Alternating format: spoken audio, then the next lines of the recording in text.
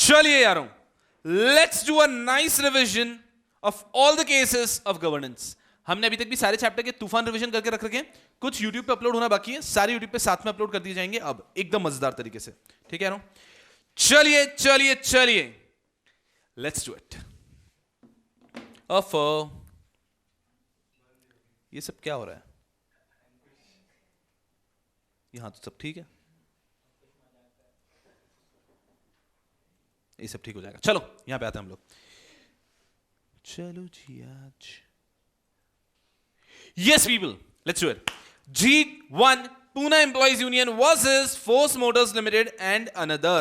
इस केस के अंदर हमने देखा था कि जो appellant थे वो क्लेम कर रहे थे that they are holding 85% of total employees of the respondent and that almost all the members of BKS have tendered their resignation from BKS. याद आ रहा है क्या हो रहा है? एक एम्प्लॉय यूनियन था, फिर उसको इवेंचुअली उन्होंने यामाहा वगैरह लोगों ने उसको अक्वायर कर लिया था। यामाहा नहीं, यामाहा नहीं, फोर्स मोटर्स। इवेंचुअली उन्होंने आगे बढ़ गए थे और उनका कहना था कि 85% ऑफ जो एम्प्लॉइज जो हैं वो हमारे कंट्रोल के अंदर हैं, तो इस कारण से आप हमारी यूनियन को बना दो रजिस्टर्ड यूनियन। लेकिन प्रॉब्लम क्या हुई थी इन लोगों ने? उन्होंने जब लोगों से उनका रजिस्ट्रेशन लिया था अपने यूनियन के लिए, तब उनको दो वादे किए थे। पहला वादा ये किया था कि आपका जो ये साइन है ये हम किसी भी कोर्ट ऑफ लॉ में यूज नहीं करेंगे, और उनको एक वादा कर दिया था दैट आपके जो भी आउटस्टैंडिंग ड्यूज है वो हम रीपे कर देंगे, और इस ग्राउंड पे हर एक के सिग्नेचर लिए थे। तो यहां पे कोर्ट ने बोला कि नहीं नहीं नहीं नहीं नहीं नहीं, आप रजिस्टर्ड यूनियन नहीं है। एकदम केयरफुली तो उन्होंने कहा था कि उनके 85% टोटल एम्प्लॉइज उनके पास में, तो उनको रजिस्टर्ड यूनियन बना दो। तो आगे पता चला कि ये लोग 85% जो साइन लेकर आए थे गलत तरीके से लेकर आए थे, तो इनको रजिस्टर्ड यूनियन नहीं बनाया गया था। That was the first beautiful case. बहुत ही बढ़िया। दूसरे केस की ओर बढ़े। G2 management of Barara cooperative marketing cum processing society limited versus workman Pratap Singh. बहुत ही बढ़िया। देखो, पैसा दे दोगे तो हम रीइंस्टेटमेंट नहीं मानेंगे, पैसा ले लिया अब हम रीस्टेटमेंट भी मांगेंगे।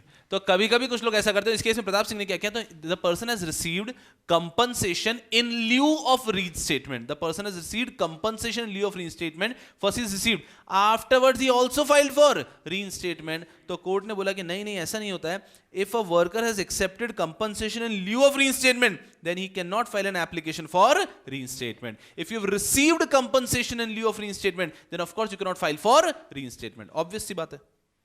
फिर आते हैं हम लोग G3 employee state insurance corporation versus Venus alloy private limited. बहुत ही अच्छी चीज है। छोटा सा इशू था, क्या डायरेक्टर्स को एम्प्लॉय माना जाता है कि अंडर ESI?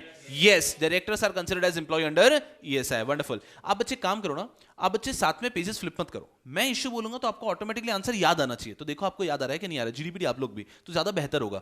और मान लीजिए आपको कोई याद नहीं आता है, तब उसको देखो कि अरे यार ये वाला तो ऐसा था, और चाहे तो पेंसिल से या कुछ मार्किंग कर सकते हो कि ये वाला अपन को याद नहीं आया, या फिर कहीं पे पेंसिल से बस लिखते हो कि G5 G8 G9 ये याद नहीं आए और बाकी याद है, तो ज्यादा आसान लॉजिकल रहेगा। तो G3 बहुत आसान था कि डायरेक्टर एम्प्लॉय होते हैं कि नहीं होते हैं? बिल्कुल होते हैं। फिर है G4, इसके अंदर फैक्चुअल केस एक पूरी समरी हमारे पास। हुआ क्या था? डीटीसी ने रिमूव कर दिया था मिस्टर सत्यनारायण को in 2010। Satyanarayan was reinstated in 2014 without back wages. उसके बाद में उसने ज्वाइन कर लिया। Then the person applied for back wages also and court granted also. Then DTC applied against this order to high court. High court dismiss the application of DTC. याद आ रहा है? तो एक व्यक्ति, उसको पहले अपॉइंटमेंट मिल गया, बैक वेजेस नहीं मिले, फिर उसने केस फाइल किया बैक वेजेस के लिए, बाद में उसको बैक वेजेस भी मिल गए। सत्यनारायण की जय हो। बहुत बढ़िया। G4। इसके बाद में हम लोग आए G5 central board of trustee. सुनो एक बार, आप बच्चों को कभी भी ऐसे फैक्चुअल केसेस याद नहीं रहेंगे, कोई टेंशन नहीं है। फैक्चुअल केसेस याद कैसे रह सकते हैं? उसमें कोई टेक अवे तो था ही नहीं, but it is okay. You need to ensure कि हाँ फैक्चुअल केसेस को हम रीड करते हुए जा रहे हैं। फैक्चुअल केसेस को क्यों रीड करवाता हूं मैं? वो लास्ट केस के अंदर, नॉलेज वाले केस को क्यों रीड करवाता हूं, लास्ट लेक्चर के अंदर मैं डिस्कस करूंगा। चलो ये हो गया। फिर G5 central board of trustees versus standing committee of public enterprises. Under 7A PF commissioner has been given huge powers to inquire, investigate the matter and do the just assessment. High Court agrees with the tribunal and order the PF commissioner to properly investigate and assess the dues. तो यहां पे क्या हुआ?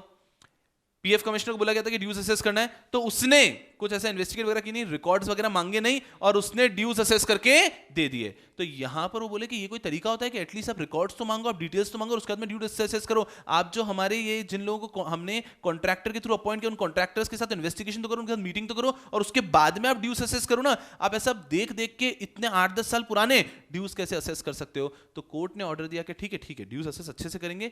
PF commissioner को बोला गया that आपको वापस असेसमेंट करना है और अच्छे से असेस करो ड्यूज का, बस। तो पीएफ कमिश्नर ने बिना इंक्वायरी किए ही ड्यूज को असेस कर दिया था। तो वापस कोर्ट ने ऑर्डर किया कि पीएफ कमिश्नर अच्छे से इंक्वायर करके ड्यूज को असेस करो, बस, दैट्स इट। फिर आता है G6, the regional PF commissioner versus Vivekananda ध्यान मंदिर एंड अदर्स। सवाल इतना सा था यहां पे, if allowance is paid to everyone it is included in back wages. इन्होंने क्या किया, स्पेशल अलाउंस नाम से कुछ पैसे सबको दे दिए। अब बोला कि यार ये ऐसा हो गया ना, तो ये पीएफ कैलकुलेशन के लिए इंक्लूड नहीं करना पड़ेगा। स्पेशल अलाउंस के नाम पे पैसा दे देते हैं, तो PF is calculated on basic wages. PF के नाम पे एम्प्लॉयर को एम्प्लॉई को कुछ देना होता है कंट्रीब्यूशन के ऊपर, तो that is given as a percentage of basic wage. तो बेसिक वेज का एज अ परसेंटेज दे रहे थे। तो कंपनी ने क्या किया, काम करते हैं, आपका बेसिक वेज इतना, आपका स्पेशल अलाउंस इतना। तो सवाल यहां पे था कि क्या स्पेशल अलाउंस के ऊपर पीएफ कंट्रीब्यूशन देना होता है या नहीं। तो इन्होंने कहा कि अगर ये अलाउंस एक ऐसा अमाउंट है जो आप सबको दे रहे हो यूनिफॉर्मली, तो उसके ऊपर आपको पीएफ कंट्रीब्यूशन देना होगा, that is a part of basic wages. लेकिन अगर इस केस में क्या हुआ था, वो सबको दिया था, that was a part of basic wages. But हमारे नॉलेज के लिए एक और चीज पड़ी कि अगर कल को कोई कंपनी अलाउंस ऐसा देती है विच इज परफॉर्मेंस बेस्ड, कि अगर आपने इस टारगेट को पूरा किया तो आपको मिलेगा। तो हमारी कंपनी में 500 एम्प्लॉइज है, उनमें से 50 को मिला, 450 को नहीं मिला, मतलब कुछ लोगों को मिला है, कुछ लोगों को नहीं मिला है, परफॉर्मेंस बेस्ड है, एफिशिएंसी बेस्ड है, देन दैट स्पेशल अलाउंस के ऊपर आपको पीएफ कंट्रीब्यूशन नहीं देना होता है। तो हमारे दिमाग में डिफरेंशिएटिंग फैक्टर ये होगा कि अगर सबको ही दे रहे हैं तो वो बेसिक वेज में इंक्लूड होगा, और अगर सबको नहीं दे रहे, एफिशिएंसी बेस्ड, परफॉर्मेंस बेस्ड है, तो वो आपका बेसिक वेज में इंक्लूड नहीं होगा। चलिए, ये एक और सवाल हो गया G3 के बारे में। तो यहां पे स्पेशल अलाउंस के ऊपर भी पीएफ कंट्रीब्यूट करना था। उसके बाद में आ गया G7, modern transportation consultation services private limited another versus CPF commissioner. बहुत ही बढ़िया, इस केस की समरी यहां पे हमने देखी, बट पहले उसके हम लीगल इशू देख लेते हैं। The basic question rising for determination in this appeal is as to whether retired employees of railways who had withdrawn all the superannuation benefits including full amount of accumulation in the provident fund account are to be treated as excluded employee in terms of paragraph 2F of the scheme of 1952। याद करो क्या हुआ था, एक व्यक्ति था, वो railways के अंदर काम करता था, रिटायरमेंट एज आई, रिटायर हो गया, सुपर एनुएशन के सारे बेनिफिट्स ले लिए और फिर चला गया। फिर कुछ साल बाद उसने सोचा कि मुझे वापस जॉब करना है। अब वो वापस जब कहीं पे जॉब करने गया, तो क्या वापस उसको पीएफ के अंदर उसके एम्प्लॉयर को कंट्रीब्यूट करके पूरे उसको पीएफ का गेम वापस खेलना होगा क्या? नहीं। तो इस केस में हेल्ड किया था कि एक बार वो रेलवेज के अंदर काम कर रहा था, पीएफ का पूरा गेम खेल चुका है, पीएफ के अंदर सुपर एनुएशन बेनिफिट ले चुका है, और अब वो उसके बाद में कहीं और काम करता है, उसको वापस पीएफ के अंदर रजिस्टर होने की आवश्यकता नहीं है। ये इस केस का टेक अवे खत्म। यहाँ पे नॉलेज के हमने एक और चीज पढ़ी कि एक स्पेशल केस पता है क्या है। मान लीजिए ये कोई एक व्यक्ति कहीं पे काम कर रहा होता और वहां पे पीएफ में रजिस्टर्ड नहीं होता और वो रिटायर हो गया होता, फिर वो कहीं पे काम करने चाहता, तो वहां पे अगर पीएफ होता तो उसमें पीएफ में रजिस्टर कर सकते हैं। तो कहने का मतलब ये कि ये पीएफ का जो गेम है ये एक ही बार खेल सकते हो आप, एक ही बार। तो अगर एक बार आप पीएफ में रजिस्टर हुए, रिटायर हो गए हो आप, और आपने बेनिफिट ले लिया है और वापस जॉब करने जा रहे हो जहां पे पीएफ है, तो वहां पे आपको पीएफ में रजिस्टर होने की आवश्यकता नहीं है इस केस के हिसाब से। तो वन टाइमर गेम है। चलिए, बहुत ही बेहतरीन G7। उसके बाद में आते हैं हम G8, Delhi transport corporation versus Jasbir Singh. क्या होता है इसके अंदर? Jasbir met with an accident as a driver while on probation. बहुत बढ़िया, प्रोबेशन पे था। अरे प्रोबेशन समझते हो ना, आपको जॉब परमानेंट करने के पहले बोला है कि एक बार करो, 3-4 महीने आप काम कर लो, फिर आपको हम परमानेंट करते हैं। कोई भी व्यक्ति 3-4 महीने के अंदर गलती नहीं करता है, करना भी नहीं चाहिए। ये तो आपका ट्रायल पीरियड चल रहा है, आपको समझ में आ रहा है ये कौन से पीरियड में? ये आपने कोर्टशिप पीरियड में कौन लड़ाई झगड़े करता है? कम से कम कोर्टशिप पीरियड के बाद में लड़ाई झगड़े होने चाहिए। हाँ, कोर्टशिप, बहुत बढ़िया। जिसको नहीं समझता है बहुत बढ़िया बात है, ठीक है, छोड़ दो। हम पुराने एग्जांपल पे आते हैं कि जब भी आपका टेम्पररी पीरियड चल रहा है, तो उस टेम्पररी पीरियड के अंदर आप लोग ऑफ कोर्स इंश्योर करो कि you are extra careful, that is probation period, then you are made permanent. इस व्यक्ति ने, ड्राइवर था, प्रोबेशन पीरियड में कर दिया एक्सीडेंट, बहुत अच्छा है। तो डीटीसी को तो क्या हुआ, रिमूव कर दिया, that is the purpose of probation ना, कि जो अप्रोप्रिएट उनको रिमूव कर देंगे। लेकिन हमारे भारत का लॉ ऐसा है कि ट्रिब्यूनल ने ऑर्डर कर दिया इसको रीइंस्टेट करो with 50% back wages. DTC has finally approached Supreme Court. Supreme Court ordered reinstatement without back wages. तो इतना सा हुआ कि प्रोबेशन पे था, एक्सीडेंट कर दिया, कंपनी ने निकाल दिया, वो गया ट्रिब्यूनल के पास कि कंपनी ने निकाल दिया, तो उसको वापस हायर कर दिया 50% बैक वेजेस, कंपनी के सुप्रीम कोर्ट के पास, सुप्रीम कोर्ट ने कहा अपॉइंट तो कर दो बट बैक वेजेस मत दो। फैक्चुअल केस है, ये आपको याद नहीं रहेगा, इसका टेंशन लेने का नहीं है, बट ऐसे याद रहना चाहिए कि हाँ एक ऐसा केस पड़ा है जिसमें प्रोबेशन में एक व्यक्ति का एक्सीडेंट कर दिया था उसने, ऐसा एक केस पड़ा था, ये याद रहना चाहिए बस। ठीक है, याद नहीं रहा तो चलेगा। G8, उसके बाद में आते हैं G9, globe ground India employees union versus Lufthansa German airlines. Legal issue, if there is a suit between the company and its union, can the company implead its holding company to the suit? कि अगर एक company अपने union से झगड़ रही है तो क्या कंपनी होल्डिंग कंपनी को इंप्लीड कर सकती है क्या सूट में? The answer is no. merely because a company is a holding company, this is not ground good enough to implead the company। कि सिर्फ वो होल्डिंग, अगर उसका कुछ और इन्वॉल्वमेंट है तो बात अलग है, बट मैं इस सूट में इंप्लीड होना चाहती हूँ merely because I am the holding company, that is not allowed। तो merely because the company is a holding company, this is not a ground for impleadment of person in the suit। Company cannot be impleaded to a suit merely because it is the holding company of the party of the suit। Lufthansa, इधर आ जाओ। तो 4 set में पढ़ते हैं हम लोग, तो पहला सेट 10 का खत्म होता है हमारा। The State Bank of India versus P Subramaniam, याद करो ये हमने पढ़ा था, और इसकी मेरी हैंडराइटिंग बहुत ज्यादा ही सुंदर है, पता नहीं क्यों। Legal issue, whether assault can be considered as an offense involving moral turpitude, so bank can remove the employee for assault। तो whether assault can be considered as an offense involving moral turpitude, तो company की SBI का case है ना, हाँ, SBI की policy में लिखा था कि company can remove any person if the person has committed N offence involving moral turpitude. तो इसने ऑफेंस तो किया है बट वो मॉरल टर्पिट्यूड का है या नहीं, ये सवाल था। तो क्या असॉल्ट कॉन्स्टिट्यूट करता है एक ऐसा offence which is of moral turpitude? तो इसके अंदर कहा गया कि नहीं, अ सिंपल असॉल्ट, थप्पड़ अप्पड़ मारे हैं, दांत वांत तोड़े हैं आपने, तो it does not amount to an offence involving moral turpitude. किसी का भरोसा थोड़ी तोड़ा है, उसके दांत ही तो तोड़े हैं। तो अगर आपने दांत तोड़े हैं that is not an offence involving moral turpitude, भरोसा तोड़ा है तो that is an offence involving moral turpitude. तो यहाँ पे सवाल ये था कि क्या सिंपल असॉल्ट, अब सिंपल असॉल्ट क्या होता है भगवान जानता है, तेजी से नहीं मारे, 4-5 थप्पड़ मारे बस आपने, तो simple assault does not constitute as an offence involving moral turpitude. बहुत बढ़िया, तो एसबीआई उसको नहीं निकाल सकती, रखो इसको आप, बहुत बढ़िया।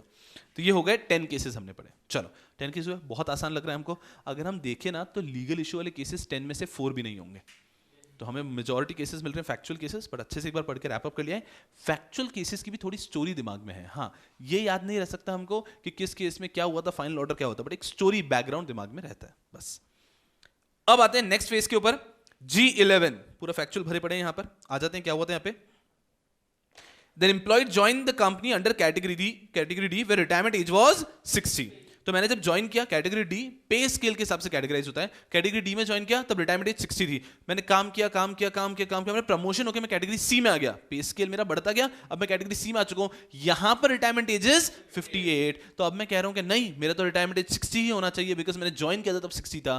तो कोर्ट ने कहा does not work that way, आपका जैसे जैसे प्रमोशन हुआ है तो आपका पे स्केल बढ़ा है, उसके साथ में दूसरे टर्म्स एंड सर्विसेज भी अपग्रेड होती है, तो now your retirement age is going to be 58। You can not fight that your retirement age has to be 60।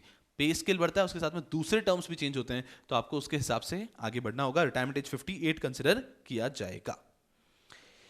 G12, employee state insurance corporation versus Batra hospital. Batra hospital के 2 cases पढ़े थे अपन ने।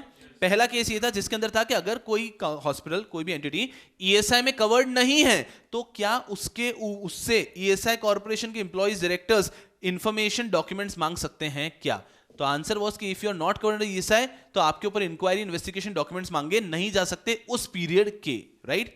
दूसरा case जो आगे हम पढ़ेंगे G32, वहां पे हमने पढ़ा था कि अगर कोई चैरिटेबल ऑर्गेनाइजेशन है तो क्यों उसके ऊपर भी बोनस एक्ट एप्लीकेबल होता है? द आंसर इज होता है। आप चैरिटेबल ऑर्गेनाइजेशन है फिर भी आप प्रॉफिट तो कमाते हैं, आपका ऑब्जेक्टिव प्रॉफिट नहीं है, प्रॉफिट तो कमाते हैं, आपके ऊपर भी बोनस एक्ट एप्लीकेबल होता है। चलो हम यहां पे पढ़ते हैं सिंपल G12, इसने क्या कहा था, legal issue, can ESIC employee state insurance corporation ask for records from any entry for entity for a period which is not covered under ESI act? कि अगर कोई एंटिटी ईएसआई एक्ट के अंदर covered नहीं है क्या उनसे भी रिकॉर्ड मांग सकते हैं क्या? द आंसर इज नो, कि कोई एंटिटी अगर ईएसआई में कुछ पीरियड के लिए कवर्ड नहीं है तो उस पीरियड के आप रिकॉर्ड डिटेल्स, इंक्वायरी, इन्वेस्टिगेशन नहीं कर सकते। G12, फिर आया हमारे सामने G13, Nandram versus Garware polyester limited. क्या था यहां पे issue, legal issue, if a workers was removed from a factory eight Pondicherry, क्या तुम्हें याद है, बस एक लाइन से याद आ जाना चाहिए। सर एग्जाम में भी क्वेश्चन रीड करो तो आपको इमीडिएटली क्लिक हो जाना चाहिए कि हाँ हाँ हाँ ऐसा कुछ। एक व्यक्ति को हमने पौंडीचेरी फैक्ट्री से निकाला गया, लेकिन ये डिसीजन मेकिंग कहाँ हुई थी? औरंगाबाद। ये डिसीजन मेकिंग की गई उनके रजिस्टर ऑफिस औरंगाबाद पे। वो अब कंफ्यूजन ये हो रहा है कि किसके लेबर कोड के पास में जुरिसडिक्शन होने वाला है। If a work was removed from factory eight Pondicherry but the register office of the company situated in Aurangabad, the decision making was done at Aurangabad, which labour code will have the jurisdiction. यहां पे supreme court ने बहुत बढ़िया बात की थी, लड़ो मत, both the labour could have the jurisdiction in this case. कि वो पौंडीचेरी की तरफ वाले लेबर कोड में भी केस फाइल करना चाहते कर सकते हैं, औरंगाबाद वाले लेबर कोड में भी केस फाइल करना चाहते हैं कर सकते हैं। वंडरफुल। फिर हम लोग आगे बढ़े और हमने देखा जया बिस्वाल। अरे भाई साहब बहुत बढ़िया। Jaya Biswal versus branch manager IFFCO Tokyo general insurance company. हुआ क्या? Driver died during an accident while delivering goods deliver करने जा रहा था, एक्सीडेंट हो गया उसका। Commissioner ordered compensation of 10,75,253। बहुत बढ़िया। High court reduce the compensation to 6 lakh. Supreme court set the order of high court and increase the compensation back to 10 lakh and the specified amount. बस इतना सा। एक व्यक्ति है वो गुड्स डिलीवर करने जा रहा था, उसके एक्सीडेंट में डेथ हो गई, तो हाई कोर्ट ने एक अमाउंट दे दिया कि कमिश्नर ने एक अमाउंट दे दिया कि इतने का कंपनसेशन मिलेगा, तकरीबन 11 लाख रुपीस। हाई कोर्ट ने उसको ऑलमोस्ट हाफ कर दिया कि it is in the interest of justice. तो सुप्रीम कोर्ट ने बोला कि ऐसे नहीं कर सकता हाई कोर्ट, इसको वापस बढ़ाना पड़ेगा, in the interest of justice बोल के आप कंपनसेशन को हाफ नहीं कर सकते। तो सुप्रीम कोर्ट ने वापस इसको तकरीबन 11 लाख का कंपनसेशन सेट कर दिया। Of course it goes unsaid, it is a factual oriented case. चलिए,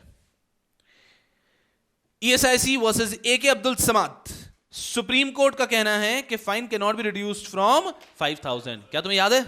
यस। तो यहां पर क्या हुआ कि एक व्यक्ति के ऊपर फाइन लगाया गया 7,000 रुपीज का। तो सामने एंटिटी ने अपील किया कोर्ट के अंदर कि भैया लॉ में लिखा हुआ है दैट फाइन का amount can not be less than 5,000। तो क्या 5,000 से कम का फाइन का अमाउंट कर सकते हैं क्या? The answer is no. इस केस के अंदर जाते तो इस केस में हुआ ऐसा था कि प्रोविजन में ऐसा लिखा था that the person should be imprison for say 1 year example and the person should be fined for 5,000. Proviso में लिखा था provided if the court wants the court can reduce the imprisonment period. तो fine के बारे में तो कुछ बोला नहीं गया है, तो क्या हम फाइन को भी रिड्यूस कर सकते हैं क्या? The answer is no. If the law specifically talks only about reducing the imprisonment period then only imprisonment can be reduced, fine का अमाउंट रिड्यूस नहीं किया जाएगा। क्लियर? बहुत ही जबरदस्त। तो यहां पर आता है कि लॉ में जितना फाइन लिखा है मिनिमम उतना तो आपको कलेक्ट करना ही पड़ेगा। इसके बाद में आते हैं G16 royal western India turf club limited versus ESIC। Whether casual workers are covered under definition of employee as defined under section 29 of the ESIC act. Casual workers employee होते हैं या नहीं होते हैं? होते हैं। कहीं भी झगड़ा होता है, casual worker, canteen worker, security, सब एम्प्लॉय होते हैं। वेलफेयर लेजिस्लेशन कोशिश करेगा कि सबको परव्यू में लाने का, और जो एम्प्लॉयर है वो कोशिश करेगा इनको तो निकाल देता हूं, इनको तो निकाल देता हूं। तो हमेशा जजमेंट ऐसा ही मिलेगा कि वो भी एम्प्लॉय होते हैं, तो कैजुअल वर्कर्स भी एम्प्लॉय होते हैं। Tamil Nadu terminated full time temporary LIC employee association. बहुत ही बढ़िया केस था ये। केस आपके नॉलेज के लिए है, लगा रखा है मैंने। तो इस केस के अंदर कोर्ट ने ऑर्डर किया था बहुत सारे लोगों को रीइंस्टेट करने के लिए LIC को बोला तो इतने सब लोगों को रीइंस्टेट करो आप। तो LIC ने बोला कि भैया आप एक बार फाइनेंशियल्स को समझो, 7,000 करोड़ का खर्चा आने वाला है इन सबको रीइंस्टेट करने के लिए, और हर साल का 700-800 करोड़ का हमारा इंक्रीमेंटल एक्सपेंस होने वाला है। तो ये प्रैक्टिकली संभव नहीं है। It is going to impact the policy holders and everyone, and that is why a considered decision was taken. और थोड़ा सा फिर उन्होंने रिड्यूस कर दिया था कि इतने लोगों को आप इस प्रकार से कंपनसेशन देके जा सकते हो। तो जो फर्स्ट कोर्ट का ऑर्डर था उसको थोड़ा सा पार्शियली मॉडिफाई कर दिया था सेकंड कोर्ट ने। बस तो हमारे नॉलेज के लिए केस है कि LIC के लिए it was not practically possible, तो उस ऑर्डर को बाद में कोर्ट ने थोड़ा सा प्रैक्टिकल कर दिया था। बस 18 PEPSU roadways transport corporation versus SK Sharma. If employee of a government department has been acquired by a government corporation, do these employees still stay to be a government employee? The answer is no. कि अगर आप government department में काम करते, आप government employee थे, but जिस moment उस गवर्नमेंट डिपार्टमेंट को गवर्नमेंट कंपनी ने अक्वायर कर लिया है, now you are no more a government employee. यहां पे झगड़ा याद है क्या आपको? ये लोग जैसी गवर्नमेंट कंपनी में आए थे, फिर उनका रिटायरमेंट वगैरह हो गया, उनको सुपरएनुएशन बेनिफिट दे दिए। उसके 1-2 साल बाद उन्होंने नई पेंशन पॉलिसी लेकर आए। अभी बोले यार हमको निकालने के बाद पेंशन पॉलिसी लेकर आए, ये तो गलत हो रहा है, हमें पेंशन मिलना चाहिए। बट पेंशन पॉलिसी तो आपके रिटायरमेंट के बाद में आई, ये तो आपको मिलेगा नहीं। इन्होंने कहा रुको, लेकिन हम तो गवर्नमेंट एम्प्लॉय ना, तो हमें गवर्नमेंट से पेंशन मिलना चाहिए। तो बोले कि नहीं भैया, ना तो आप गवर्नमेंट एम्प्लॉय है, ना आप इस पेंशन स्कीम में कवर्ड है, आपको कुछ भी नहीं मिलेगा। इधर आओ। चलो G19 industrial promotion and investment corporation of Orissa limited versus new India assurance committee. New India Insurance Company Limited. Whether a forcible entry is required to get your claim under burglary and housebreaking policy. Of course. तो हमने photos भी देखे थे तो हमें समझ में आया था कि भैया नहीं, यहाँ पे तो हाउस ब्रेकिंग इज अ मतलब forcible entry is a mandatory requirement. तो जो आपके छोटी मोटी चोरी होती है वो सब यहाँ पे कवर नहीं होगी. बहुत ही अच्छा. तो whether forcible entry is mandatory? Yes, we have no doubt that forcible entry is required for a claim to be allowed under policy for burglary and house breaking. Forcible entry पाहिजे मतलब पाहिजे. G20 ये हमारे half almost हो जाएंगे. G20 Electrotherm India limited versus Patel Vipul Kumar Ramji bhai and others. Summary factual case है. Company did not conduct public hearing. बस और कुछ मत बोलो sir. The company did not conduct public hearing और उसके बिना ही एनवायरमेंट क्लियरेंस मिल गया था. कंपनी मस्ती से काम कर रही है. जैसे ही पता चला तो उस कंपनी पे ऑर्डर कर दिया बंद कर दो ये कंपनी. फिर कंपनी आगे हायर कोर्ट्स में गई और फाइनली ये जजमेंट मिला कि नहीं नहीं सर बंद मत करो, आप काम कर लो, but within a period of एक टाइम पीरियड दिया 6 months 3 months कि इसके अंदर आपको इंश्योर करना है कि आप पब्लिक हियरिंग कर लो. और पब्लिक हियरिंग के बाद में अगर आपको पॉजिटिव रिस्पांस मिलता है तो आप बिजनेस कंटिन्यू करना, और नेगेटिव मिलता है तो आपको अपने बिजनेस को स्केल डाउन करने के जो आपके लास्ट क्लियरेंस मिला हुआ है उस क्लियरेंस तक आपको लेना पड़ेगा. I hope your understanding. Simple. तो पब्लिक हियरिंग अनिवार्य है लेकिन कंपनी को बंद नहीं करवाया था. कंपनी को बोला था कि आप 6 months बोला था, 3 months बोला था, 3 months. तो 3 months के अंदर टाइम पीरियड दिया था कि 3 month के अंदर आप क्या कर लीजिए, 3 month के अंदर पब्लिक हियरिंग करा दो और कंपनी का बिजनेस कंटिन्यू करते रहो. Another factual case, G21, General Secretary, Coal Washeries Workers Union, Dhanbad versus employees in relation to management of Dugda Washeries of Messrs BCCL. क्या हुआ बेटा जी? 35 workmen applied to Industrial Tribunal for dispute. The tribunal ordered reinstatement with 30% back wages. High Court cancelled reinstatement and ordered 50,000 compensation to each workman. Supreme Court increased the compensation to 1,50,000. बोलो राधे राधे. बस कुछ नहीं सीखने का क्या हुआ, कोई मतलब नहीं है. बस देखा कि न्यूज़ की तरह पढ़ लिया कि ओके ऐसा हुआ था क्या. जी हाँ. तो पहले बोला था कि ऑर्डर करा रीइंस्टेटमेंट वगैरह. हाई कोर्ट बोला कोई रीइंस्टेटमेंट नहीं, 50,000 हर एक को देके बात खत्म करो यार. सुप्रीम कोर्ट बोला कि ठीक है रीइंस्टेटमेंट मत करो बोले, लेकिन 50,000 मत दो भाई, 1.5 लाख रुपए हर एक व्यक्ति को आपको देना चाहिए. तो सुप्रीम कोर्ट ने बस कंपनसेशन बढ़ा दिया. That's it. फैक्चुअल केस है पूरा का पूरा. फिर आता है हमारा डीटीसी बहुत बढ़िया वर्सेस राजेंद्र कुमार जी. बहुत प्यारा. अरे मतलब इस व्यक्ति से तो प्रेम हो चुका है हमको. ये व्यक्ति क्या था, ये व्यक्ति लेता था छुट्टियां, द छुट्टी मैन. ठीक है. तो ये छुट्टियां लेता था दबा के.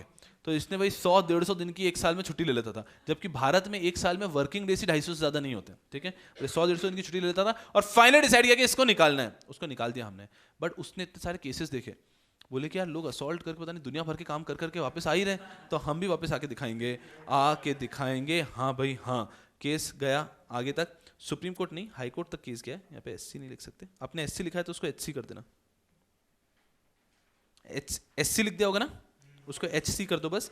High court has held that it shows lack of interest and negligence and hence can be remove from excessive leave. कि अगर कोई व्यक्ति एक्सेसिव लीव ही ले लेता है, सुपर एक्सेसिव लीव, तो क्या इस ग्राउंड पे हम निकाल सकते हैं क्या, इज दिस अ मिसकंडक्ट. यहां पे high court has held yes this is a misconduct. अगर कोई व्यक्ति एक्सेसिव लीव लेता है तो इस ग्राउंड पे उस व्यक्ति को निकाला जा सकता है. बहुत बढ़िया, अच्छा केस है, याद ही रहेगा, भूल ही नहीं सकते इसको. Silver enterprise versus Radha Sharma and another. बहुत ही इजी सा फैक्चुअल केस है. Lakshmi died and a compensation of 6,67,984 was ordered by commissioner. Employer argued that भैया लक्ष्मी यहाँ कैसे मर सकती है. लक्ष्मी तो 3 महीने पहले जॉब से जा चुकी है, दोस्त से मिलना ही थी और हार्ट अटैक आ गया उसको, तो हम किस बात का कंपनसेशन दे. कमिश्नर हमें क्यों कंपनसेशन ऑर्डर किया है. तो इसके अंदर कोर्ट ने, हायर कोर्ट ने ये नहीं बोला कि कंपनसेशन दो मत दो. हायर कोर्ट ने कहा कि एपीएफ जो कमिश्नर है, कमिश्नर वापस सारे फैक्ट्स एंड सर्कमस्टांसेस एविडेंस को देखते हुए वापस से आप चेक करो कि कंपनसेशन देना है या नहीं, और इस ग्राउंड पे छोड़ दिया था बस. अरे आपको एक जबरदस्त चीज बताता हूँ, पहले मुझे सारे केसेस रिवाइज करने दो. आपको याद है मैंने एक केस पढ़ा था एनएससी डार्क फाइबर केस, उसमें वो केस पेंडिंग चल रहा था. कल परसों उसका जजमेंट आया गर्मा गर्म. आपके एग्जाम के लिए एप्लीकेबल नहीं होंगे, जजमेंट इतना सा है कि इसके ऊपर इतनी पेनल्टी है बस, तो इतना लोड की बात नहीं एग्जामिनेशन के लिए, बट हाँ उस केस के अंदर भी जजमेंट आया है अभी. ठीक है. लोडी लेने का है G24 के अंदर Jor Singh Govind Wanjari versus divisional controller Maharashtra state road transport corporation. क्या हुआ यहां पे. Jor Singh was removed. क्या स्टोरी लिखते हैं. Labour court ordered all benefits including gratuity and 50% back wages. High court only ordered 50. नहीं तो फर्स्ट वाले कोर्ट ने ज्यादा है क्या बैक वेजेस. फर्स्ट वाले कोर्ट ने, लेबर कोर्ट ने कितने बैक वेजेस बोला है. ओके, हाँ, yes, and order 50% back wages. High court only ordered 50% back wages, मतलब उन्होंने कहा बैक वेजेस तो मिलेगा, लेकिन उससे क्या ले लिया? ग्रेचुटी ले लिया. Supreme court restored the order of labour court. तो सुप्रीम कोर्ट ने बोला कि 50% बैक वेजेस भी मिलेगा और ग्रेचुटी भी मिलेगा. फैक्चुअल ओरिएंटेड केसेस है, इसके अंदर कोई बहुत ज्यादा रीजनिंग पे फाइट नहीं है, बट इतना सा है कि सुप्रीम कोर्ट, लेबर कोर्ट ने बोला कि सब दे दो. लेबर कोर्ट आप देखोगे ना तो हमेशा खुले दिल से सब बांटेगा. एक लास्ट केस तो हमने पढ़ा था ना, उसने तो और ही ज्यादा दे दिया. तो लोग तो चाहेंगे कि अच्छा है हमें निकाल के हम घर बैठते हैं और घर पे सारे बेनिफिट्स मिलते रहे. तो जैसे लेबर कोर्ट सब कुछ देता है, फिर थोड़ी रीजनेबिलिटी आगे हाई कोर्ट सुप्रीम कोर्ट दिखाते हैं. तो यहाँ पे हाई कोर्ट ने उसको थोड़ा सा कम किया था, सुप्रीम कोर्ट ने वापस कहा कि दो यार, खत्म करो, ग्रेचुटी भी दो, 50% बैक वेजेस भी दो. बहुत बढ़िया. 25 Lanco Purana Power Limited versus State of UP and others.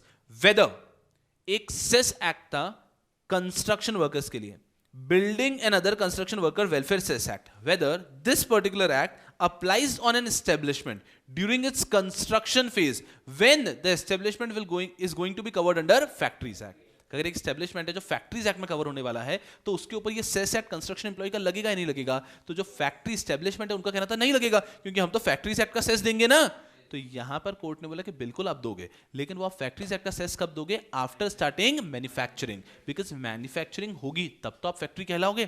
तो जब तक आप मैन्युफैक्चरिंग स्टार्ट नहीं करते हैं तब तक आपको एक कंस्ट्रक्शन वर्कर सेस देना है. जिस दिन मैन्युफैक्चरिंग स्टार्ट कर दोगे उस दिन से कंस्ट्रक्शन वर्क सेस मत देना, फैक्ट्री एक्ट में आप कवर हो जाते हैं. तो लीगल इशू पढ़ते हैं. Whether BOCW Act applies on an establishment during its construction which will be covered under Factories Act. Appeal was dismissed and it was held yes, BOCW Act will be applied during construction up till manufacturing process start. तो manufacturing process से आप differentiate करोगे, उसके पहले construction workers act और उसके बाद में फैक्ट्रीज एक्ट के अंतर्गत जो भी सेस लगेगा वो. G26 another factual case summary. Smita ji started getting additional benefits based on a certificate for clearing some exam. अरे भाई साहब, हम अलग अलग चीजें सीख के आगे बढ़ रहे हैं यहाँ से. तो अगर हमने एक सर्टिफिकेट दिखाया तो पैसा ज्यादा मिलता है, बहुत अच्छी बात है. तो हम सर्टिफिकेट ले जाके दिखा दिए, उससे पैसा ज्यादा मिलने लग गया. बाद में पता चला ऑर्गेनाइजेशन को ये सर्टिफिकेट फोर्ज था. तो ऑर्गेनाइजेशन ने उनको बोला कि हमसे लिए तुम ऐसा, और ऑर्गेनाइजेशन उनको निकालने की कोशिश की. तो उन्होंने कह दिया हमको तो पता ही नहीं था ये सब कुछ ऐसा है. तो कोर्ट ने, सुप्रीम कोर्ट ने कह दिया कि नहीं नहीं, उनको पता था 110%. You can not take this ground कि उनको नहीं पता था. जो इनिशियल कोर्ट के ऑर्डर उसमें clearly that she was well aware about it. तो इसलिए सुप्रीम कोर्ट ने हेल्ड किया, supreme court dismiss the order of high court, मतलब उनको डिसमिस किया जाएगा. हाई कोर्ट ने उनको वापस रीइंस्टेट कर दिया था, सुप्रीम कोर्ट ने कहा कि नहीं, उनको रीइंस्टेट नहीं किया जाएगा. I hope you understanding. Factual case था, तो कोई व्यक्ति ऐसा फेक सर्टिफिकेट दिखाता है तो उसको निकाल दिया जाएगा जॉब से, which is something very obvious. चलो, G27 all escorts employee union versus state of Haryana. ये वो कंपनी थी, ये एम्प्लॉय यूनियन था जो यामाहा से टेक ओवर किया था, वो वाला. आते हैं हम लोग हमारे काम की चीज पे. The question involved here is whether such a trade union which primarily has the membership of the worker of particular establishment industry can broaden scope by opening the membership even to those who are not the employee of that establishment in respect of which the said trade union has been formed. मुझे बताओ इस legal issue का इस case में answer मिला या नहीं मिला?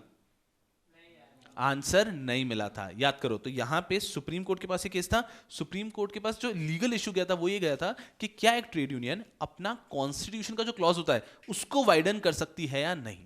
कॉन्स्टिट्यूशन का क्लॉज होता है जिसके अंदर आप ये लिखते हैं कि हमारे यूनियन का कौन कौन मेंबर बन सकता है, उसको एक यूनियन वाइडन कर सकता है कि नहीं कर सकता है. एंड दे कैन आस्क, अरे तुम्हारी कंपनी तुम भी हमारे एम्प्लॉय, तुम्हारी कंपनी तुम भी हमारे एम्प्लॉय बन जाओ, ऐसे वाइडन कर सकते हैं नहीं. हम इंटरेस्टिंग तरीके से देखने गए कि अरे हाँ यहाँ पे कुछ नई चीज पता चलेगी. सुप्रीम कोर्ट ने कह दिया कि सुनो ना, तुम ऐसा क्यों कर रहे हो कि तुम्हारा ये जो स्कोप बढ़ा रहे हो? सर, ताकि हम यामाहा के रजिस्टर्ड यूनियन बन पाए. यामाहा में ऑलरेडी एक रजिस्टर्ड यूनियन बन चुका है, तो अब आपका ये जो पूरा इशू है ये रिडंडेंट है, पर्पसलेस है.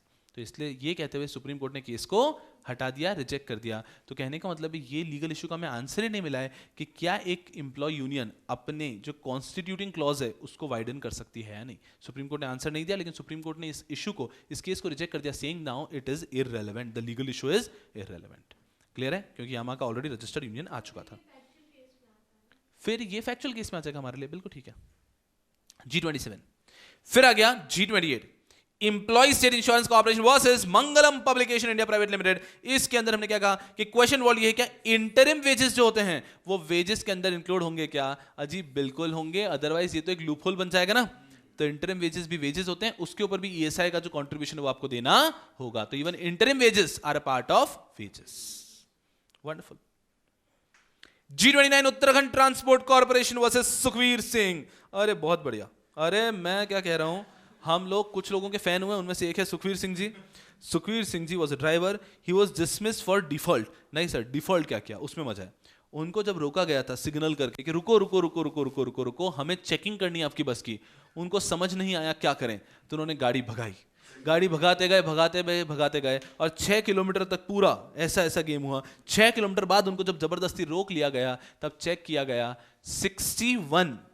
61 passengers in the bus did not have the ticket. अब जब मैं एक बस के बारे में सोचता हूं, तो बस में मैं सोच रहा हूं कि 2 लोग यहां बैठ रहे हैं, ठीक है, तो ऐसी सीट सी कितनी होती है बस में, अगर 4 लोग बैठते हैं और ऐसी 10 सीट भी है तो भी तो कैपेसिटी 40 हुई।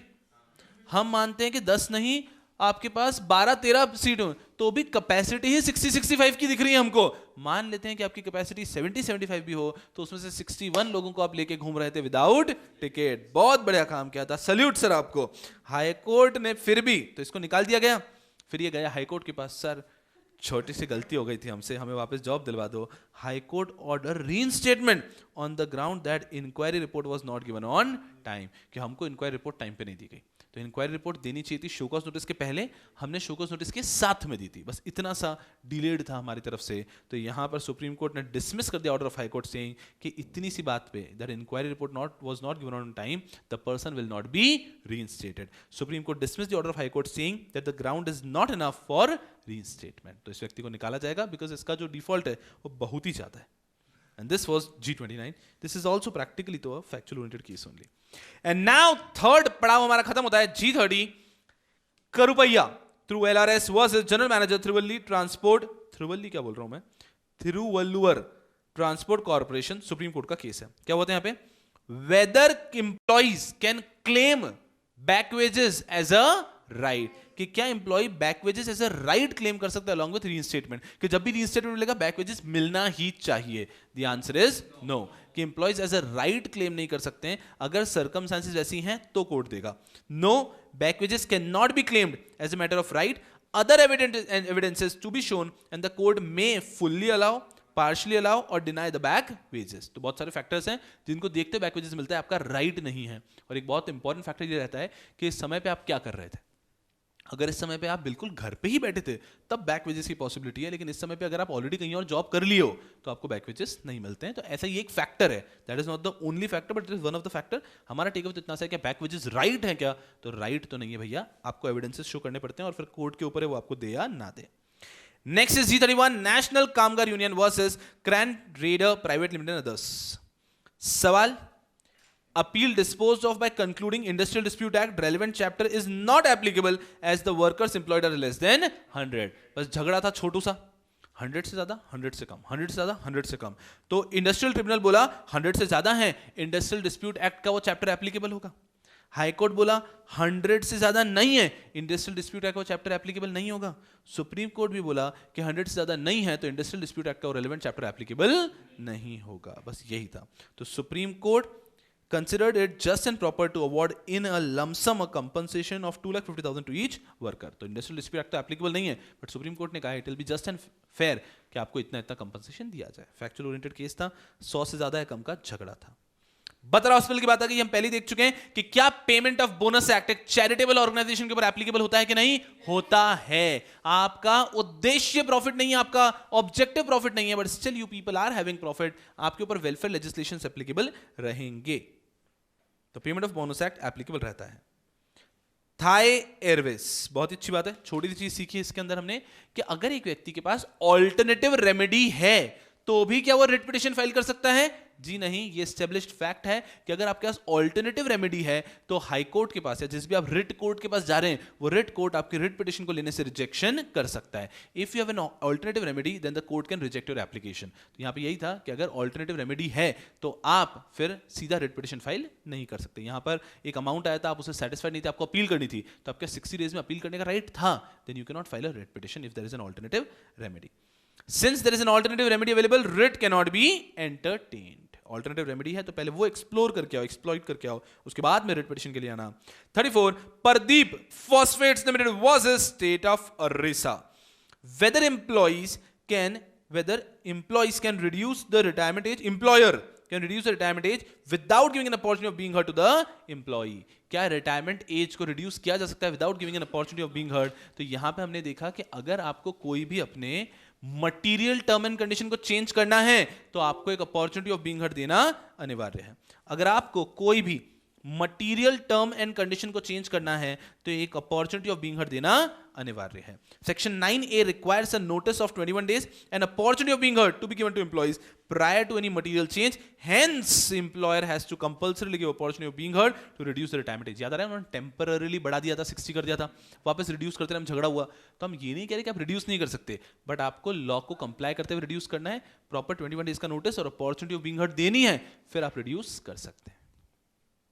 चलिए 34 के बाद आता है हमारा 35. अरे भाई साहब बहुत ही अच्छा. देखो, हम सिक्योरिटी करते हैं, हम आपकी रक्षा करते हैं, पुलिस वाले भी रक्षा करते हैं. तो जब उनका पे स्केल रिवाइज किए हैं तो हमारे पे स्केल रिवाइज क्यों नहीं किए? हमारा भी पे स्केल रिवाइज होना चाहिए. इस बात पे वो लोग बहुत झगड़े थे, तो उनको फिर एंड में बोला कि it does not work that way. पुराना आपका और दिल्ली पुलिस का जो सिक्योरिटी स्टाफ और दिल्ली पुलिस का जो पे स्केल था वो सेम था. It was a coincidence. अभी जब उनका बढ़ा है, दिस इज नो ग्राउंड कि आपका भी पे स्केल बढ़ना चाहिए. आप लोगों का काम एकदम अलग है. मोर ओवर आप लोगों का अपॉइंटमेंट क्वालिफिकेशन का जो तरीका वो एकदम अलग है. तो it is these two are not comparable work. ठीक है, तो उनका पे स्केल बढ़ा है. This is not a ground कि आपका पे स्केल बढ़ना चाहिए. ये क्या बात हुआ? उसके बाद में आता है हमारा G36 Chennai porters versus Chennai porters industrial employee canteen worker. मुझे बताओ, क्या कैंटीन वर्कर को रेगुलर एम्प्लॉय माना जाएगा? बिल्कुल माना जाएगा. इसी बात का डिस्कशन था कि क्या कैंटीन वर्कर्स रेगुलर एम्प्लॉयज हैं या नहीं है. कैंटीन वर्कर्स बिल्कुल रेगुलर एम्प्लॉयज माने जाएंगे. G36 फिर आए हम लोग G37 Ansal properties and industries versus Neelam Bhutani. यही तो हमारा सबसे एकदम तूफान केस था. कोर्ट ने कहा क्या चाहिए बताओ. एकदम नीलम भूटानी को दिया गया रीइंस्टेटमेंट, 100% बैक वेजेस, इन्वेस्ट आपका जो इंक्रीमेंट है, increment, interest at the rate of 12%, cost of litigation, leave travel concession, medical reimbursement, सब ले जाओ, आप लूट लो इनको. तो नीलम भूटानी को कोर्ट के ऑर्डर के अंदर सब अवॉर्ड कर दिया गया. फिर वो कंपनी हाई कोर्ट के पास गई कि हम क्या करें, फिर हम बंद हो जाएं, सब कुछ दे दें एम्प्लॉइज को. तो फिर वो लोग गए, तो हायर कोर्ट ने ऑर्डर पास किया, हाई कोर्ट ने, कि नहीं देखो सुनो, आपको बाकी सब तो देना पड़ेगा, आपको रीइंबर्समेंट देना पड़ेगा, बैक वेजेस देना पड़ेगा, इंटरेस्ट देना पड़ेगा, आपको उसका इंक्रीमेंट देना पड़ेगा, उसके बाद आपको कॉस्ट ऑफ लिटिगेशन भी देना पड़ेगा, बट हम थोड़ा सा रीजनेबल करके दो चीज़ें हटा देते हैं. मेडिकल रीइंबर्समेंट हटा देते हैं और जो आपका लीव ट्रैवल कंसेशन है इनको हटा देते हैं. बस तो फैक्चुअल केस है, बस देखा हमने कि इस प्रकार से काम होता है. G38 messrs G4S facilities service India private limited versus regional PF. तो झगड़ा दो चीजों को लेके था. सबसे पहले तो ये था कि क्या ट्रिब्यूनल डिपॉजिट मांग सकता है क्या बिफोर फाइलिंग एन अपील. तो एक व्यक्ति ने केस फाइल किया था, उसकी अपील थी, मेन इशू तो साइड में रह गया, पूरा सिक्योरिटी स्टाफ का इशू था, मेन इशू साइड में रह गया. अब इन्होंने जब अपील फाइल की तो ट्रिब्यूनल ये बोला कि आपको अगर अपील आगे बढ़ानी तो आपको 50% पैसा जमा कराना पड़ेगा. कुछ 15 करोड़ के आसपास का एक अमाउंट था, उसका आधा पैसा तो आपको भी जमा कराना पड़ेगा, तभी आपकी अपील हम सुनेंगे. इसके अगेंस्ट वो कोर्ट में गए, whether an order pass by writ court can be interfered with. और रिट पिटिशन वाले जो कोर्ट है उन्होंने भी कह दिया कि नहीं, ये अमाउंट तो आपको जमा कराना ही पड़ेगा. तो अब रिट पिटिशन के ऑर्डर के अगेंस्ट सुप्रीम कोर्ट के पास जा रहे थे. तो दो लीगल इशू यहाँ पे बन गए. पहला लीगल इशू तो ये है कि क्या ट्रिब्यूनल आपसे कोई अमाउंट डिपॉजिट करने के लिए बोल सकता है क्या before hearing the appeal, which was 50% in this case. That is the first issue. Second, writ court ने, जहां पे आपने रिट पिटिशन फाइल किया था, उस कोर्ट ने जो ऑर्डर पास किया है उस ऑर्डर के अंदर इंटरफियर किया जा सकता है क्या. ये दो लीगल इशू है. पहले लीगल इशू का आंसर था क्या 50% इस केस में जो मांगा गया, ऐसा ट्रिब्यूनल कुछ अमाउंट मांग सकता है. Yes, tribunal has a right कि वो आपसे कोई भी अमाउंट डिपॉजिट करने का बोल सकता है after which the appeal will be heard. One. Second, क्या रिट कोर्ट के ऑर्डर में इंटरफेरेंस हो सकता है? इंटरफेरेंस तो हो सकता है, बट उसके लिए कुछ इनफ एविडेंस और सर्कमस्टेंसेस चाहिए, तभी एक रिट कोर्ट के अंदर इंटरफेयर किया जाएगा. इस पर्टिकुलर केस के अंदर कोई इनफ सर्कमस्टेंसेस नहीं थे, तो इसलिए रिट कोर्ट के ऑर्डर में इंटरफेयर नहीं किया गया था. देखते हैं क्या लिखा है. पहला, यस वो मांग सकते हैं. सेकंड, यस रिट कोर्ट के ऑर्डर में भी इंटरफेयर हो सकता है, but only in exceptional and compelling circumstances हैं. तो इस केस में कोई एक्सेप्शनल सर्कमस्टेंसेस नहीं थे, कंपेलिंग सर्कमस्टेंसेस नहीं थे, तो आपको ट्रिब्यूनल के अंदर अमाउंट जमा करवाना होगा. और रिट कोर्ट के ऑर्डर में सुप्रीम कोर्ट इंटरफेयर भी नहीं करने वाला है. चलिए, G38 अंत करीब है. G39 Mahendra Singh versus Delhi power supply. क्या हुआ यहां पर?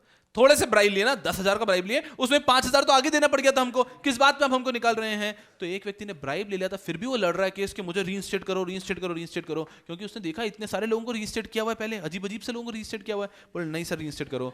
तो कोर्ट का कहना था भैया हम कुछ भी सहन करेंगे, लेकिन हम करप्शन कतई सहन नहीं करेंगे। ब्राइब ले लिया आपने तो उसके बाद में किसी भी तरीके से आपका रीइंस्टेटमेंट नहीं होगा।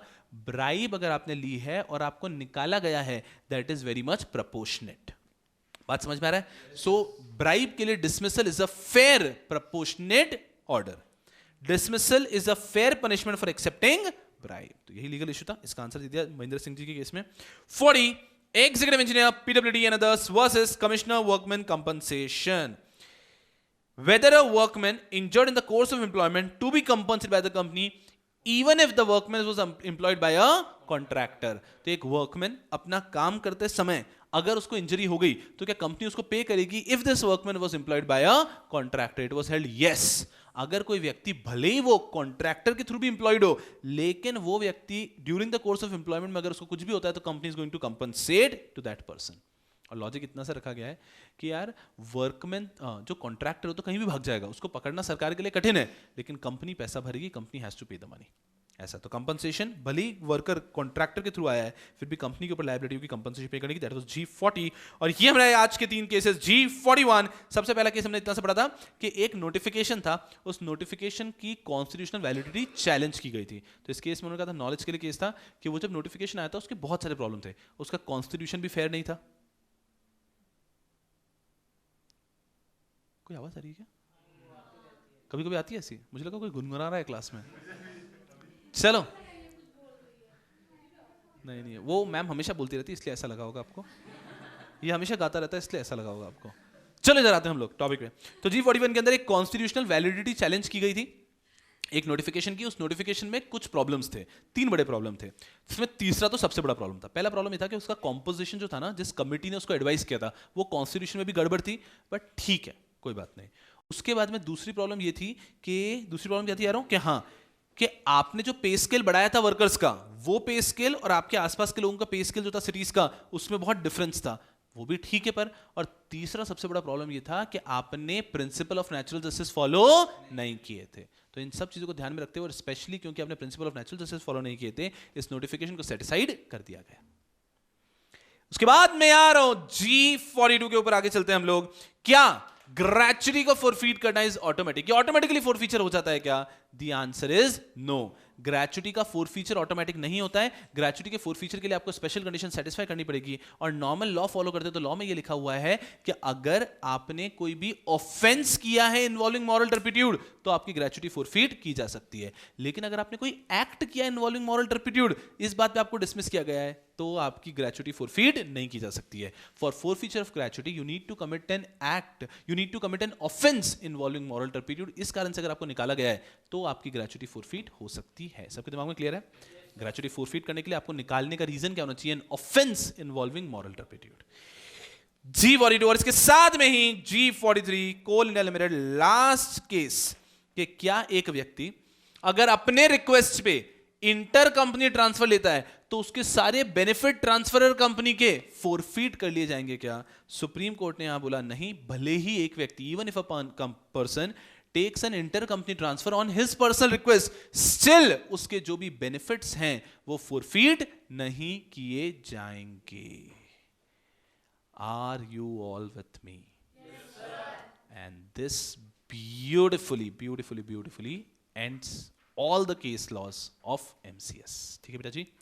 अब अगर आप देखोगे ना तो इसके क्विक रिवीजन में हैवीनेस भी नहीं लगती, इजी लगता है, क्योंकि सबसे संघर्षमय जो टॉपिक्स थे हमने शुरुआत में मेहनत कर लिया है। मैंने शुरू से कहा था कि एंड के बहुत इजी लगते हैं हमको, क्योंकि हमें समझ में आता है कि इसका आइडिया लग जाता है कैसे होने वाला है। So these cases will never trouble you even during self study, even during examination. शुरुआत के चैप्टर्स में एफर्ट्स लेने अच्छे, कंपनी लॉ, इंसॉल्वेंसी लॉ सबसे इंपॉर्टेंट, इस पे एफर्ट्स लेना है। इस पे अच्छे एफर्ट्स लिए तो लाइफ वैसे ही बहुत आसान हो जाती है। तो that be all for this session. Thank you so much for your nice patience. इसके बाद में हमारे कुछ सेशंस अभी और भी लूंगा। 2 सेशन तो मेरे दिमाग में है ही है। एक तो पूरा प्लानिंग का सेशन लेंगे, वर्कबुक पे कुछ डिस्कशन भी करेंगे, एग्जाम में किन चीज़ों को ध्यान रखना नहीं रखना उस पर भी डिस्कशन करेंगे, और उसके अलावा एक क्विज करेंगे तूफान। तो आप अपने एंड पे क्या करो, सारे के सारे केसेस का अच्छे से एक्यूमुलेटेड रिवीजन करते रहिए. उसकी डिटेल्स आपको नेक्स्ट सेक्शन में देता हूं. That will be all for this session. Thank you so much for your nice patience all of you, and thank you so much for nice patience जो जनता online live देखती थी. Thank you so much. क्या हो गया यारो, haunted लग रहा है आपको, गधे. चलो भागो, अगले सेशन मिलते. लास्ट नहीं है, ऐसे टाटा बाय बाय नहीं बोल रहा हूँ, मिलेंगे अभी और सेशन है. रुको, बाय.